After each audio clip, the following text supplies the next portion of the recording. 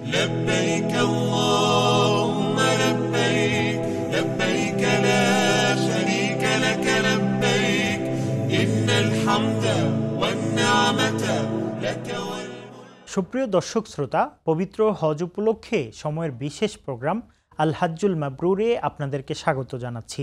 সঙ্গে আছি আমি মুফতি আব্দুল্লাহ তামিম। আজ আলোচনা করব আরাফাতের ময়দানে যা করেন হাজিরা এই বিষয়ে।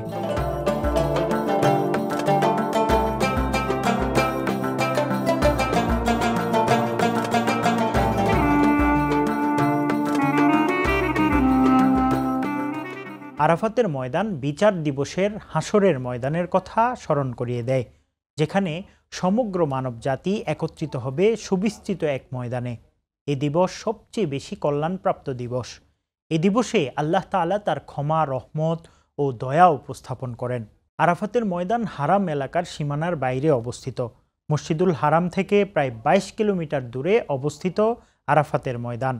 এই ময়দানের প্রান্তে দাঁড়িয়েই রাসূলুল্লাহ সাল্লাল্লাহু আলাইহি ওয়াসাল্লাম তার বিদায়ী হজের ভাষণ দিয়েছিলেন। এদিনের মূল কাজ হলো সূর্যোদয়ের পর মিনা থেকে আরাফায় গমন করে সূর্যাস্ত পর্যন্ত আরাফায় অবস্থান করা ও দোয়া, জিকির ও ইস্তেগফার পাঠ করা। আরাফায় জোহর, আসর সালাত একসাথে পরপর কসর করে আদায় করা এবং সূর্যাস্তের পর আরাফা ত্যাগ করে মুজদালিফায় গমন করা। রাসূলুল্লাহ সাল্লাল্লাহু আলাইহি ওয়াসাল্লাম বলেছেন, হজের সব হলো আরাফায়। হযরত আয়েশা রাদিয়াল্লাহু তাআলা আনহা থেকে বর্ণিত, রাসূলুল্লাহ সাল্লাল্লাহু আলাইহি ওয়াসাল্লাম বলেছেন, আরাফা ব্যতীত আর কোনো দিবস নেই যেদিন আল্লাহ তার অধিক বান্দাকে জাহান্নামের আগুন থেকে রক্ষা করেন এবং বান্দাদের সন্নিকটে চলে আসেন। শয়তান এই দিনে সকল মানুষের আল্লাহর প্রতি জিকির, দোয়া ও ইস্তিগফার করতে দেখে সবচেয়ে বেশি হীন ও লাঞ্ছিত হয়ে যায়, ক্রোধান্বিত ও বেদনা বিদূর হয়ে যায়।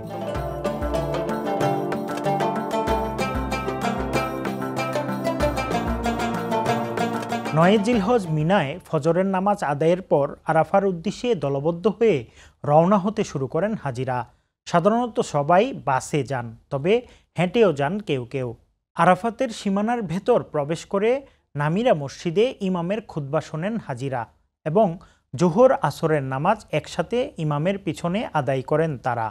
তবে মসজিদের জায়গা সংকুলান না হওয়ায় অধিকাংশ হাজি আরাফার মাঠে তাঁবুতে একাকী জোহর, আসর একসাথে পড়ে থাকেন। এখানে নামাজ আদায়ের নিয়ম হলো, জোহরের সময়ের প্রথম দিকে এক আজান ও ২ ইকামতে যথাক্রমে জোহর ও আসর কসর করে পরপর আদায় করা। এই ২ নামাজের আগে, মধ্যে ও পরে কোনো সুন্নত পড়ার নিয়ম নেই। আসরের সময়ের আগেই এই ২ ওয়াক্তের নামাজ পড়ে ফেলতে হয়।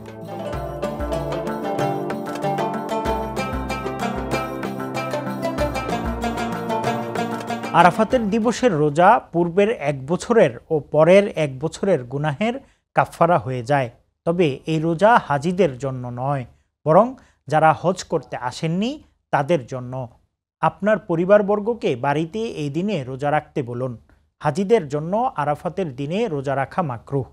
রাসূলুল্লাহ সাল্লাল্লাহু আলাইহি ওয়াসাল্লাম আরাফার দিনে রোজা রাখেননি, তিনি সবার সম্মুখে দুধ পান করেছেন। সূর্য পশ্চিম আকাশে হেলে গেলে অত্যন্ত বিনয়ী ও তাকওয়ার সাথে আল্লাহর কাছে দোয়া করেন হাজিরা। এই দোয়ার গুরুত্ব অপরিসীম, এজন্যই আরাফায় আসেন তারা। কেবলার দিকে মুখ করে ২ হাত উঁচু করে চোখের পানি বিসর্জন দিয়ে হৃদয়ের অন্তঃস্থল থেকে আল্লাহর কাছে দোয়া করেন, ক্ষমা চান, দয়া কামনা করেন ও মনের আকাঙ্ক্ষা আল্লাহ তাআলার কাছে ব্যক্ত করেন। আল্লাহর গুণবাচক নামসমূহ দরুদ ইব্রাহিম, তালবিয়া, তাকবীর, জিকির, ইস্তেগফার ও দোয়া করেন বেশি বেশি।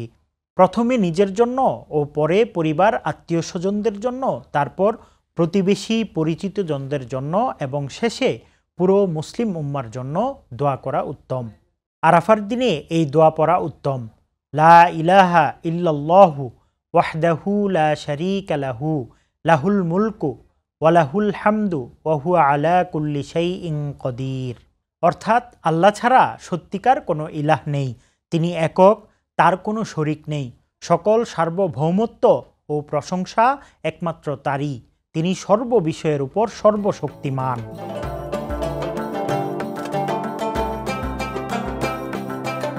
৯ জিলহজ আরাফাতের ময়দানে অবস্থান করা ফরজ।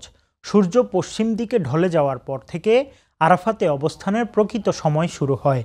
আরাফার ময়দানে মধ্যপ্রহর থেকে সূর্যাস্ত পর্যন্ত অবস্থান করা ওয়াজিব, আর তার সময় শেষ হয় আরাফার দিবাগত রাতের শেষে 10 তারিখের সূর্যোদয়ের পূর্ব পর্যন্ত।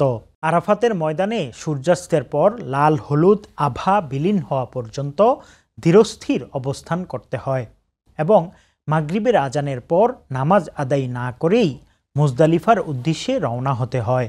হাজিরা মাগরিবের নামাজ আদায় করেন মুজদালিফায় গিয়েই।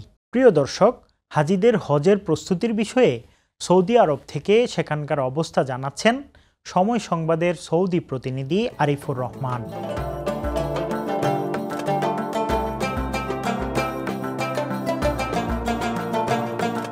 পবিত্র হজ উপলক্ষে সময়ের বিশেষ অনুষ্ঠান আল হাজ্জুল মাবরুর থেকে আমি আরিফুর রহমান। আজকের বিষয় আরাফার দিনে হাজিরা কি করবেন। এ বিষয়ে বলা আছে, আরাফার দিনে আরাফাতে অবস্থান করাটাই মূলত হজ। এদিন মূলত সকাল থেকে হাজিরা দলে দলে লাব্বাইক আল্লাহুম্মা লাব্বাইক ধ্বনিতে মুখরিত হয়ে আরাফার উদ্দেশ্যে রওনা হন এবং বলা চলে জোহরের আগেই সকল হাজিরা আরাফার যে নির্দিষ্ট বাউন্ডারি আছে এই সীমানার মধ্যেই উপস্থিত হয়ে যান। রাসূল সাল্লাল্লাহু আলাইহি ওয়াসাল্লাম বলেছেন, আরাফাতের ময়দানে অবস্থান করাটাই হজ। হযরত আয়েশা রাদিয়াল্লাহু আনহা বলেছেন, আরাফার ময়দানে অবস্থান যখন করবেন তখন আল্লাহ রাব্বুল আলামিন সকল হাজিদের জন্য একেবারে প্রথম আকাশের নিচে চলে আসেন এবং সেই ক্ষেত্রে তিনি ফেরেশতাদেরকে লক্ষ্য করে বলেন যে এইসব হাজিরা কি চায় এবং আল্লাহ তাআলা একে একে সকল মানুষের যেই আকাঙ্ক্ষা, যে আবেগ, যে চাওয়া সেটি পূর্ণ করে দেন। অর্থাৎ বলা আছে যে এই হজের দিনে আল্লাহ এত পরিমাণ মানুষের গুনাহ থেকে মুক্ত করে দেন যেটি আসলে অগণিত। আরাফার এই দিনে মূলত কয়েক ঘন্টার জন্য হাজিরা অবস্থান করেন, অর্থাৎ সূর্যাস্ত পর্যন্ত এই আরাফার ময়দানে অবস্থান করেন তারা। এখানে নামিরা মসজিদে একই আজানে অর্থাৎ জমে তাকদিমের মাধ্যমে 2 ওয়াক্ত নামাজ অর্থাৎ জোহর এবং আসর একত্রে তারা আদায় করেন এখানে। এরপরে সূর্যাস্তের সাথে সাথেই অর্থাৎ যখনই মাগরিবের আজান হয়ে যায় তখনই আরাফা ত্যাগ করে মুজদালিফার উদ্দেশ্যে হাজিরা রওনা করেন।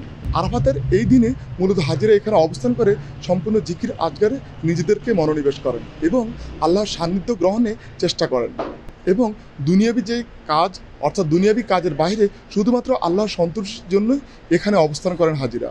বিশ্বের বিভিন্ন দেশ থেকে যে লক্ষ লক্ষ মুসলমানরা আসেন হজ পালনের জন্য তারা মূলত এই আরাফার ময়দানে এসেই উপস্থিত হন এবং এই আরাফার ময়দানে জড়ো হওয়াটাই মূলত পবিত্র হজ।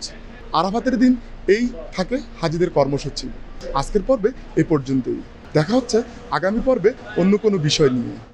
হাজিদের বিষয়ে জানাচ্ছিলেন আমাদের সৌদি প্রতিনিধি আরিফুর রহমান। আগামী পর্বে দেখবেন 10 জিলহজে যে 5 কাজ করেন হাজিরা এই বিষয়ে। দেখার আমন্ত্রণ জানিয়ে আজকের মতো বিদায় নিচ্ছি। আসসালামু আলাইকুম ওয়া রাহমাতুল্লাহি ওয়া বারাকাতুহু।